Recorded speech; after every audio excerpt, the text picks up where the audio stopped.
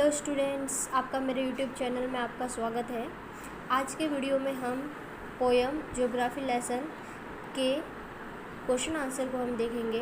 तो हमारा question first है, फाइंड 3 और 4 phases in stanzas 1 and 2 which are likely to occur in a geography lesson. इस question का मतलब ये हुआ कि आपको स्टेंजा नंबर 1 और 2 है ना, उसके अंदर से 3 या 4 आपको फेजेस लिखने हैं जो किससे रिलेटेड हो, ज्योग्राफी लेसन से रिलेटेड हो, यानी जो भी ज्योग्राफी का एक टॉपिक बन सकता है। तो आंसर है the phases seeing it scale 6 inches to the mile. यानी पहला फेज इसका ये है कि जो एक मील है ना, वो 6 इंच के अंदर कन्वर्ट हो जाती है। Why the valley were populated, और दूसरा घाटियाँ है वो इतनी जनसंख्या लिए हुए क्यों थी। And the earth is round, और पृथ्वी गोलाकार है। तो ये 3 जो फेजेस है ना, वो ज्योग्राफी लेसन का टॉपिक हो सकता है, are likely to occur in geography lesson.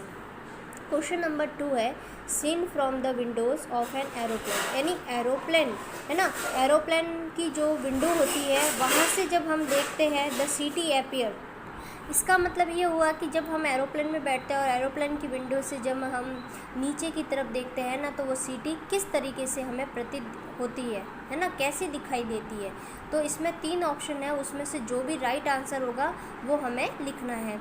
तो फर्स्ट है as haphazard as on ground, दूसरा है as neat as a map, और थर्ड है as a developed as a necessary. इस पोयम के अकॉर्डिंग, ज्योग्राफी लेसन के अकॉर्डिंग जो थर्ड वाला है ना, वो बिल्कुल राइट है, क्योंकि फर्स्ट स्टेंजा के अंदर ही हमने इसको पढ़ा था कि जैसे जैसे लोग आते गए ना, वैसे वैसे सिटी का विकास करते गए। यानी लोगों को जैसे जैसे आवश्यकता पड़ी वैसे वैसे उन्होंने सिटी का डेवलप किया।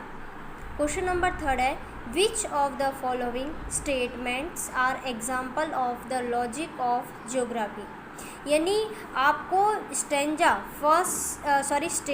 फर्स्ट, सेकेंड, थर्ड, फोर्थ और फिफ्थ, ये 5 स्टेटमेंट दिए ना, तो उन स्टेटमेंट से आपको बताना है कि कौन सा स्टेटमेंट है जो लॉजिक ऑफ ज्योग्राफी का क्या बन सकता है, उदाहरण हो सकता है। तो हम फर्स्ट पढ़ेंगे, there are cities where there are rivers. ठीक है, इसका मतलब ये हुआ कि जहाँ पे नदियाँ हैं वहाँ पे सिटी का होना। सेकेंड है, cities appear as they are not from 6 miles above the ground. Third statement है, it is easy to understand why valleys are populated. मतलब ये चीज़ समझना बिल्कुल आसान है कि घाटियाँ, विले यानी घाटियाँ होती हैं, तो घाटियाँ इतनी जनसंख्या लिए हुए क्यों है। चौथा, it is difficult to understand why humans hate and kill one another. और ये समझना कठिन था कि ह्यूमन, जो मानव लोग हैं ना, वो एक दूसरे से नफरत क्यों करते हैं और एक दूसरे को मारते क्यों हैं। फिफ्थ है, the earth is round and it has more sea than land. पृथ्वी कैसी है, गोलाकार है, और जो लैंड ज़मीन है ना, तो ज़मीन से ज़्यादा सी लेवल है, यानी समुद्र ज़्यादा है, यानी पानी ज़्यादा है। तो इन 5 स्टेटमेंट में से जो स्टेटमेंट राइट है वो फर्स्ट, थर्ड और फिफ्थ, ये फर्स्ट स्टेटमेंट भी राइट है।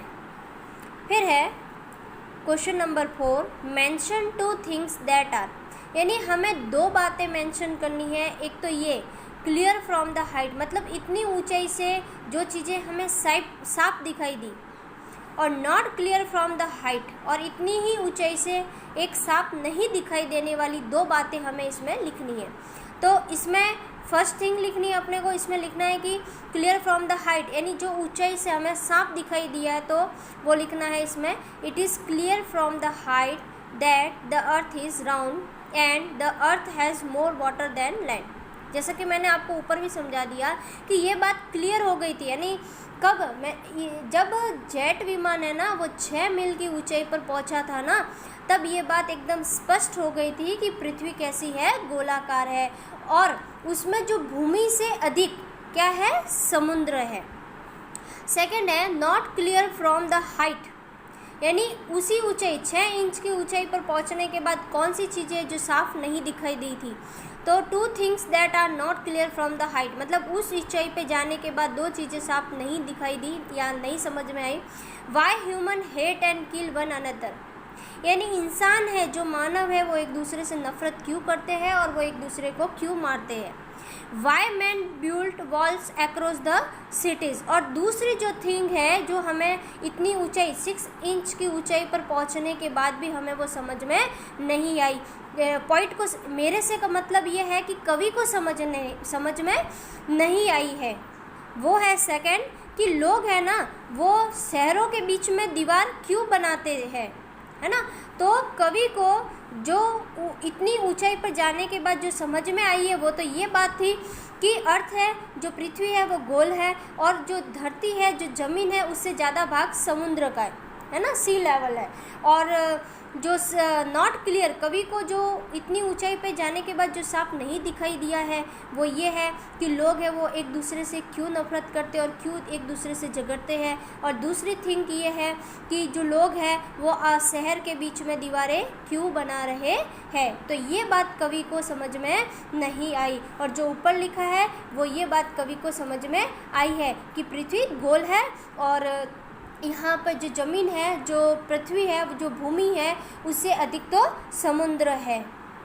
अब ज्योग्राफी लेसन के क्वेश्चन आंसर यहीं पे फिनिश होते हैं, और आपको ये वीडियो अच्छा लगा हो तो उसे शेयर कर दें, लाइक कर दें और सब्सक्राइब कर दें। Okay, now thank you.